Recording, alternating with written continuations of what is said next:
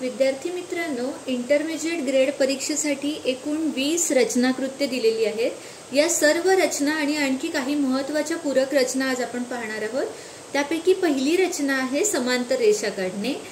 तर प्रश्न क्रमांक 1, 4 सेमी लांबीच्या रेषा AB पासून काही अंतरावर P बिंदू दिला आहे। P बिंदू पासून रेषा AB ला समांतर रेषा काढायची आहे। तर आधी आपण AB ही रेषा 4 सेमीची रेषा काढून घेऊया।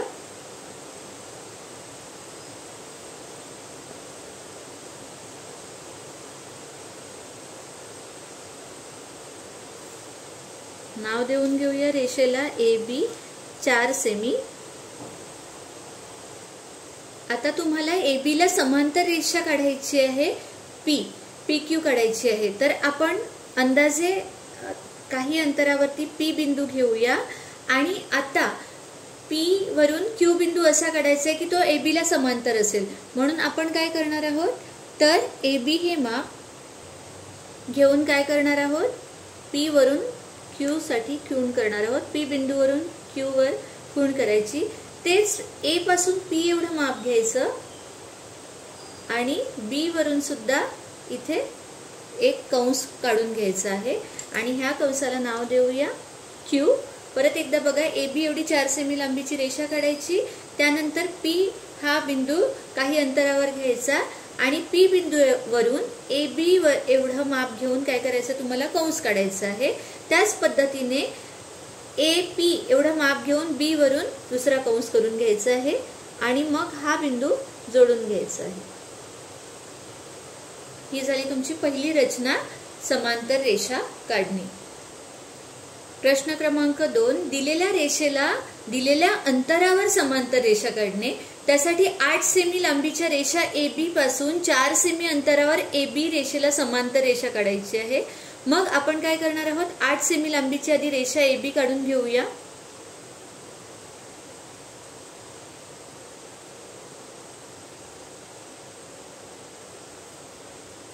रेषेला नाव लगेच द्यायचं आहे। AB रेषा किती सेंटीमीटर, 8 सेंटीमीटर लांबीची।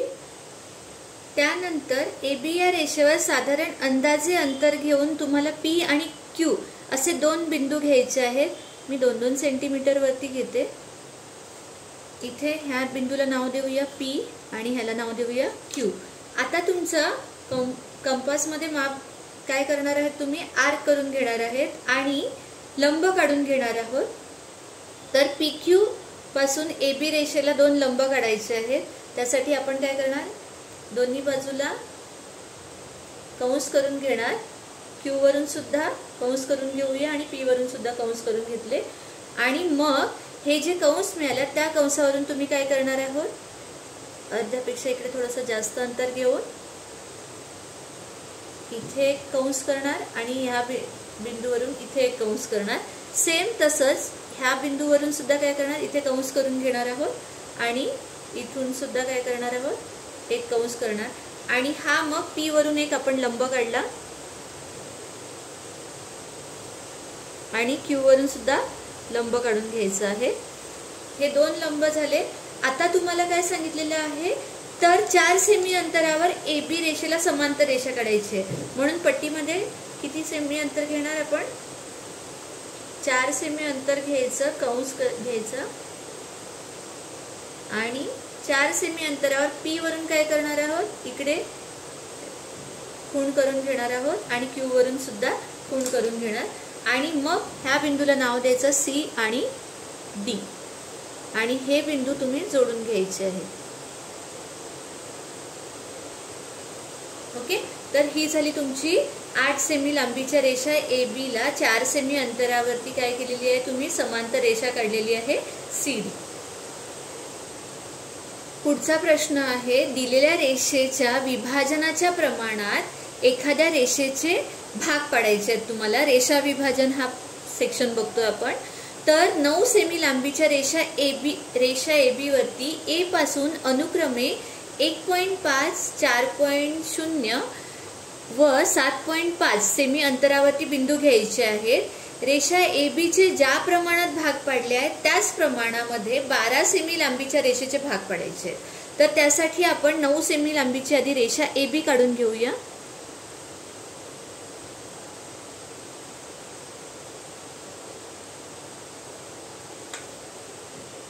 AB 9 centimetre. आता ह्या 9 सेमी रेषेवरती ए पासून अनुक्रमे तुम्हाला 1.5, 4.0 आणि 7.5 अंतरावरती बिंदू घ्यायचे। तर त्यासाठी आपण काय करणार आहोत, आधी 1.5 अंतरावरती एक बिंदू घेऊया। म्हणून माप घ्यायचं 1.5 आणि ए वरून पहिला कंस करायचा 1.5 अंतरावरती, त्याला आपण नाव देऊया ई। आता पुढे 1.5 नंतर किती सांगितलेलं आहे, तर 4.0। मग त्यासाठी 4 सेमी माप घेऊया आणि मग खूण करून घेऊया आपण। ए वरून परत 4 सेमी अंतरावरती ई झाला, एफ नाव देऊया। आणि आता परत पुढचा नंबर सांगितलेला आहे 7.5, म्हणून मग परत 7.5 अंतर घ्यायचं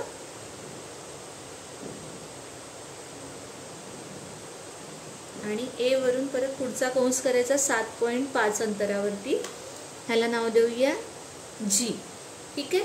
आता त्यांनी काय सांगितलेलं आहे की AB चे ज्या प्रमाणात भाग पाडले आहेत त्याच प्रमाणात 12 सेमी लांबीच्या रेषेचे भाग पाडायचे।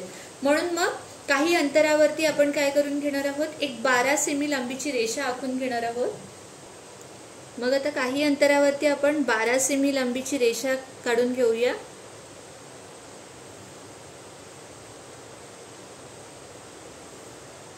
या रेषेला नाव देऊया CD। आता CA आणि DB ही रेषा जोडून घ्यायची आणि ती पुढे वाढवायची आहे। म्हणून CA ही रेषा आधी जोडून घेऊया आणि ती एक्सटेंड करायची आहे। त्याच पद्धतीने DB ही रेषा सुद्धा काय करायची, आपण जोडून घेऊन वाढवायची आहे। ही छेदली पाहिजे एकमेकांना, जिथे छेदली आहे तिथे O बिंदू द्या। ठीक आहे। आता त्यांनी काय सांगितलेले आहे की ज्या प्रमाणामध्ये AB चे भाग झालेले आहेत त्याचप्रमाणे CD चे पण भाग करायचे आहेत। मग तुम्ही काय करणार, जो छेदनबिंदू आहे तुमचा O वरून काय करणार आहे, प्रत्येक छेदनबिंदूला ती रेषा जोडून घेणार आहे। म्हणून O वरून काय करायचं, E जोडून घ्यायची शेवटपर्यंत, पुढे F पण जोडून घ्यायची आणि O वरून G पण जोडून घ्यायची। ठीक आहे। या पद्धतीने आणि ह्या बिंदूला नाव द्यायचं PQR देऊया। ठीक आहे। तर ह्या पद्धतीने काय केलेले आहेत, आपण दिलेल्या रेषेचे समान भाग केलेले आहेत। 6 सेमी लांबीच्या रेषा AB वरती 60 अंश मापाचा कोन काढायचा आणि तो दुभागायचा आहे, म्हणजे बायसेक्ट करायचा आहे। तर आधी आपण 6 सेमी लांबीची रेषा AB काढूया।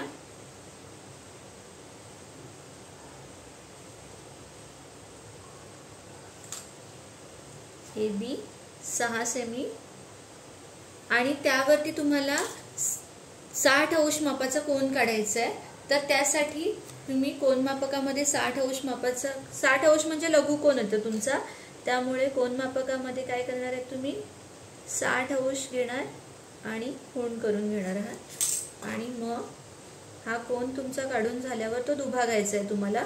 तर दुभागण्यासाठी काय करणार आहे, तर तुम्ही एक कंस काढून घ्यायचा। तुम्ही डायरेक्ट पूर्ण कंस काढला तरी चालेल किंवा खुणा केल्यात तरी चालतील आणि त्या कंसावरून पुन्हा काय करणार आहेत, तुम्ही आर्क करून घेणार आहेत, कंस मारून घेणार आहात। हा तुमचा काय होणार आहे, दुभाजक मिळणार आहे तुम्हाला। हा तुम्ही कोन दुभागलेला आहे, हा जो पॉइंट मिळतो तो तुमचा बायसेक्टर झाला, तो तुम्ही जोडून घ्यायचा आहे। अशा पद्धतीने कोनाचा 2 भाग होतील, दिलेल्या कोनाचा तुम्ही तो कोन दुभाजक काढलेला आहे। मग AB आणि ह्या कोनाला नाव देऊया, इथे C नाव देऊया। CAB हा तुमचा कोन तयार झाला आणि ह्याचा जो दुभाजक मिळाला त्याला एक नाव देऊया बिंदू P। पुढचा प्रश्न आहे, दिलेल्या मापाचा कोन काढून त्याचे 4 भागात विभाजन करा। तर आपण 60 अंश मापाचा परत एकदा कोन काढून घेऊया आणि मग त्याचे 4 भागात विभाजन करूया। तर रेषा BC काढून घेऊया अंदाजे 6 सेमी लांबीची BC आणि 60 अंश मापाचा कोन काढूया. BC वरून 60 अंश मापाचा कोन काढायचा आहे. यासाठी कोन करून घ्यायची 60 अंशावरती.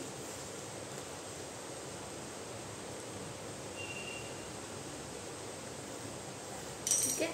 आणि मग आधीची जशी कृती केली आपण त्या पद्धतीने काय करणार आहोत तुम्ही कंस मारून घेणार. परत त्यावरून त्याचा बायसेक्टर काढणार आहात. जो छेदनबिंदू मिळतो तो जोडून घ्यायचा आहे. हे झाले तुमचे कोनाचे 2 भाग. BC याला नाव देऊया A. हे झाले तुमचे 2 भाग. आता ह्या बिंदूला पण नाव द्यायचं P.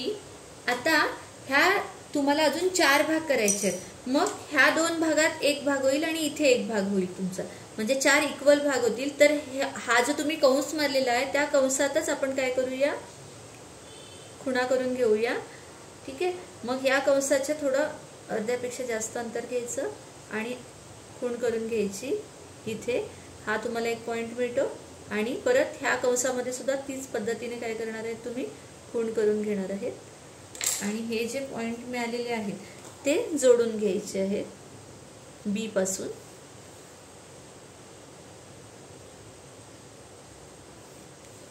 ह्याला नाव देऊया Q आणि R. आणि हा जो तुम्ही आर्क मारून घेतला त्या आर्कला सुद्धा नाव द्यायचं आहे XY व्हॉटएव्हर जे काय नाव देता येईल ते नाव द्यायचं आहे त्या कंसाला.